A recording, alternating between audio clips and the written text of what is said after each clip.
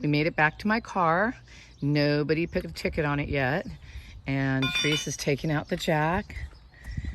You know there's men that don't know how to do this. Do you know that, Teresa? There's men that don't know how to do this. No, I didn't know that. Yes, I've had men with me that don't know how to do this. So we're gonna jack the car up. We're gonna take the tire off.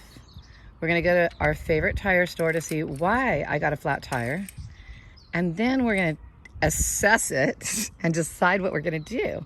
Because, you know, that's what smart women do, right?